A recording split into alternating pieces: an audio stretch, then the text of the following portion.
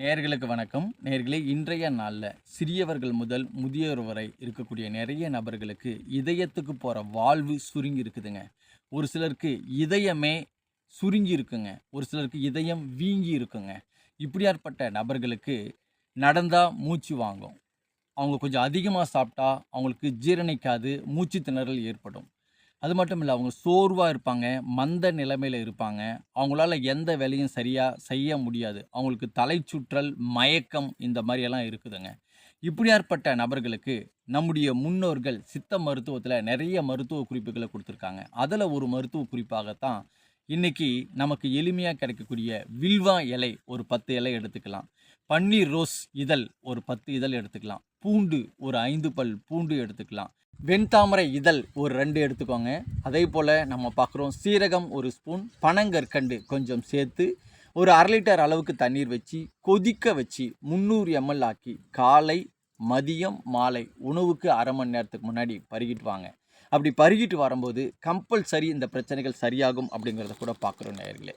இது எல்லாமே சேர்ந்த கலவை தாங்க இந்த கலவை.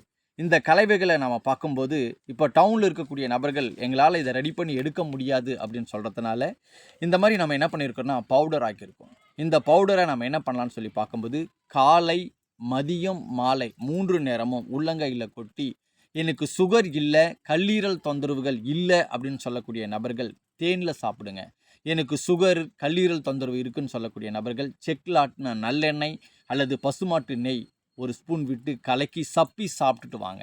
இதை சப்பி சாப்பிட்டுட்டு வரும்போது அவங்களுக்கு 3 to 6 மாதங்கள், 6 to 9 மாதங்கள், 9 to 12 மாதங்கள் இந்த சூழ்நிலையில் அவங்களுக்கு இந்த பிரச்சனைகள் சரியாகும் அப்படிங்கிறத கூட பார்க்குறோம் நேயர்களே.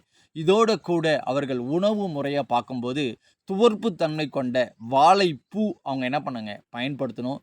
கொடுக்கா புளி, நாவல் பழம், அதே போல் துவர்ப்பு தன்மை கொண்ட மற்ற பல வகைகளை அவங்க பயன்படுத்திட்டு வரும்போது அவங்களுக்கு இந்த பிரச்சனைகள் ஸ்டெப் பை ஸ்டெப்பாக சரியாகுன்றதை கூட பார்க்குறோம். குறிப்பாக இவர்கள் இரவு உணவை கம்பல்சரி அவங்க என்ன செய்யணும் அப்படின்னு சொல்லி பார்க்கும்போது, நான்வெஜ் எடுக்கக்கூடாது. அது மட்டும் இல்லை, எண்ணெயில் பொரித்த உணவுகளை பயன்படுத்தக்கூடாது.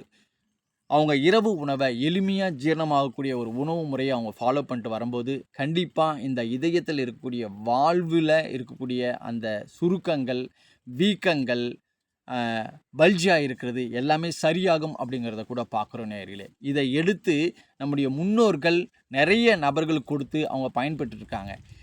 இன்றைக்கு இந்த பிரச்சனையில் நிறைய பேர் இருக்கிறாங்க. நீங்களும் இதை போல் ஃபாலோ பண்ணுங்கள். கண்டிப்பாக இதிலிருந்து வெளிவர முடியும். நல்லதை பகிர்ந்து நலமுடன் வாழ்வோம்.